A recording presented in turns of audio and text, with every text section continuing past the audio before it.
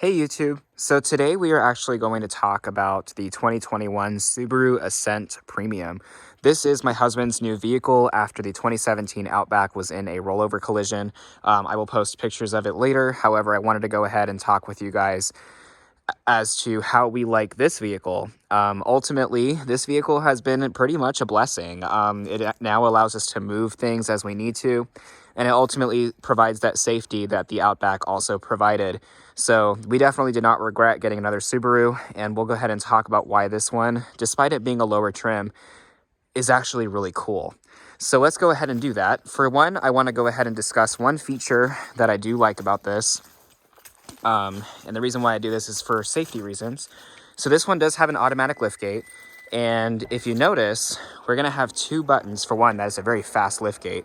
We have two buttons here. One is to close them. One is to actually close and lock the liftgate and all the other doors inside. So now, when we ultimately do leave the vehicle, for example, if we accidentally forgot to lock it, we don't have to worry about that because it's already locked.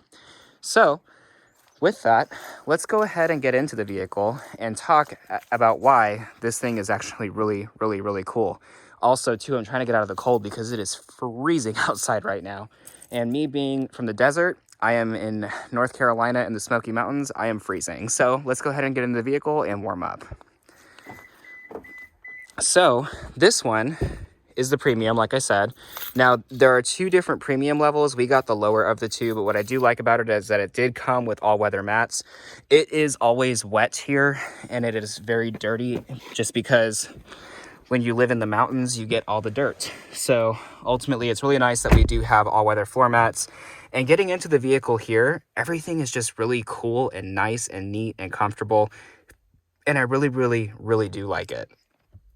This one is equipped with a 2.4 liter horizontally opposed 4-cylinder turbocharged engine. And I will admit, it is paired to a CVT, but I like it. When you pair a turbocharged engine to a CVT, it feels like a slingshot. And that's one thing I really do like about it, because once it spools and it doesn't utilize those fake shifts, the CVT can actually really do its job, and it really does send the car off rather than a CVT being droney and slow. Now, granted, this one still will imitate an automatic transmission's gear pattern, an 8-speed specifically, but it will not do it until you get into the really high revs. So this one will act more like a CVT versus the other one, like the Outback, for example, will try to go into shift mode as much as it can. So starting it up, because I'm cold and I'm trying to get some warmth, it does have a nice tone to it. It is a little grumpier than that of the Outback in terms of pedal response. When you ultimately do press the pedal down, it really wants to take off, and a lot of owners have complained about that. And I've seen it, but at the same time, it doesn't take a lot to get used to.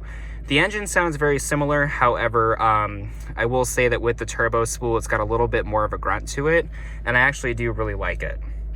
Now, what I do like about Subarus is that all of your features that you usually have to pay for, such as your blind spot monitoring, your eyesight, your forward end collision, your adaptive cruise control, all of that comes standard now safety-wise in the Subaru Ascent, Outback, and other vehicles. So I do like the fact that Subaru did include a lot of standard safety features, because that's ultimately what Subaru is about, is safety. So the fact that they did include all these features standard makes it 10 times better. Now, this one is, like I said, is a premium trim. It doesn't have everything, but it does have the main things such as eyesight and your standard safety features. So it's really nice. It's just the interior ultimately is cloth and a little bit lower grade, but can't complain. It's still a great vehicle. Now, this one, the interior is good. The seats feel a little bit more stuffed than that of the Outback.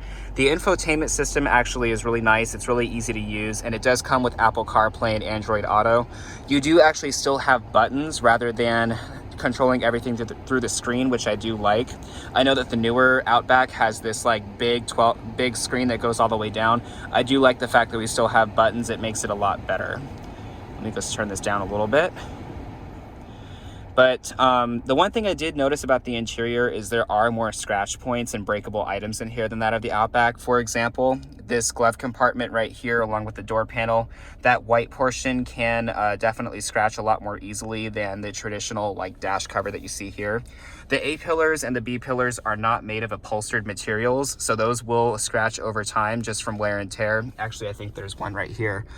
My husband always makes fun of me for scratched A-pillars just because I freaked out when I had them on my Tucson, but they just drive me nuts. I don't know why. That's the one thing that gets on my nerves. But otherwise, the interior on this is actually pretty good. There's so many cup holders in the door panels. As you can see, there's 3 cup holders there, 2 cup holders here. And I think, yeah, we keep napkins in here just in case one of us cries, but 3 cup holders there. There's so many cup holders in this vehicle. Now, when I mentioned breakable items, I did want to mention one thing. Your plug covers, those are not going to last a long time just because they are rather flimsy covers. But otherwise, this vehicle, you know, it's going to age well over time. And the other thing is the steering wheel. It's that textured grainy material that I'm not really a fan of. This one does have X mode and it also does have automatic vehicle hold. And on top of that, I forgot to mention this. This one does have, what was it called? Paddle shifters as well, just so that way you can control your gearbox if that's how you prefer to control it. So this vehicle, like I said, does have a lot of amenities in it. It's really nice, and there's storage everywhere. You have storage underneath your center console or your center display, above your glove box, again in those 3 cup holders on each door, and also in your center console here, which is actually rather big.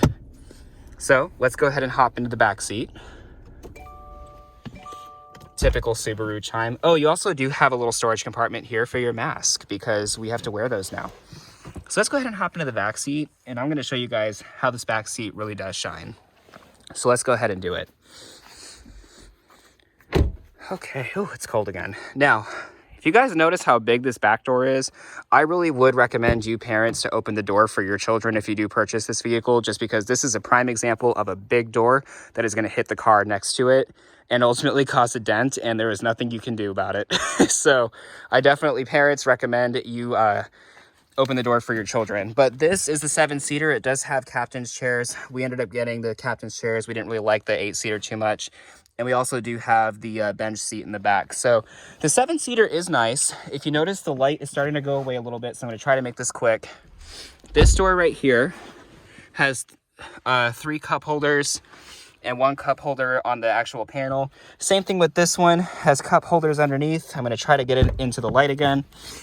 3 cup holders, as you can see, and the door panel as well. Actually, 1, 2, 2.5 cup holders, but we'll say 3. And also too, you have cup holders in here. I'm going to turn these lights on here. You do have cup holders that are also down here, and they're those little flimsy cup holders. As you can see, they have these little plastic things. And then we do have 2 USB ports in here. If you got the higher trims, you get way more, but you do have 2 back here in your climate controls, and you would also have a power outlet back here if you got the higher trims. Now, I was going to mention this, the Subarus actually do have 2 premium trims. This is the lower of the 2.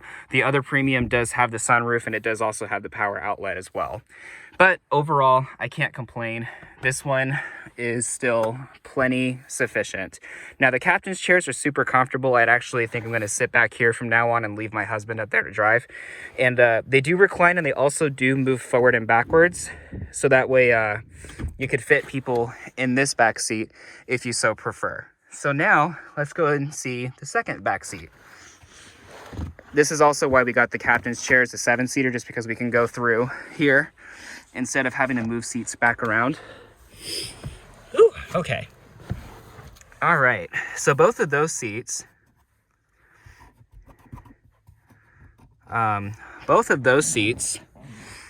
are as back as they can go. Now, granted, with me being 5'10", as you can see, I would get stuffed back here a little bit. And I will admit, there could be a little bit more room back here, but if you push these seats up just a little bit, actually getting in is not too bad. I do have sufficient headroom. Now, it's not really that sufficient, but it's sufficient because I'm not banging my head against the roof. But as I get into one of these seats here, Oh gosh, I'm doing the scoots, which the back seat will also recline. I gotta find it, however. Actually, it may not. I don't think it will. No, I don't think this one does recline, but I can put the headrest up. But basically, I can put the headrest up here. This is my seatbelt. I am a little bit cramped back here. As you can see, my head is gonna hit the ceiling. However, I can always ask the second row passenger to scoot their seat up a little bit and them have plenty of room. And then me ultimately be able to have a little bit more headroom. Now, again, this is where USB ports would be placed. And on top of that, this side's got 2 cup holders, whereas this side has 3. So as you can see, there is a little bit of a difference there. But all the other door panels will have the same amount of cup holders. It's just this one has 3 and this one has 2. I have no idea why. I think it was also USB cord placements. So yeah, that's all I can say. But otherwise, guys, this vehicle is actually really, really, really nice. I really would recommend purchasing one. Not only will they keep their value over time, but at the same time, they will also treat you pretty well. Did the gearboxes have issues? Yes, but Subaru did update them, and the software on them is a little bit different, so they may actually hold up better in the long run. We did get an extended warranty on this one, however, just for that mere reason. I was like, you know, if we're going to get another Subaru, we may not get as lucky with another CVT, so let's go ahead and get an extended warranty. So we did, and this thing has been an absolute blast. It's been fun, and I'll try to get some driving videos of it as well. I just need you guys to be patient with me. It's about to snow, and we're about to have some pretty bad weather. So I'll try to get the Tucson, and I'll try to get the Ascent out onto the road, and we'll do some POV driving videos of them, and I'll show you guys my impressions. So thank you guys for watching. I appreciate it. Stay safe, stay COVID-free, and just, you know, be careful. All right, guys, have a good one.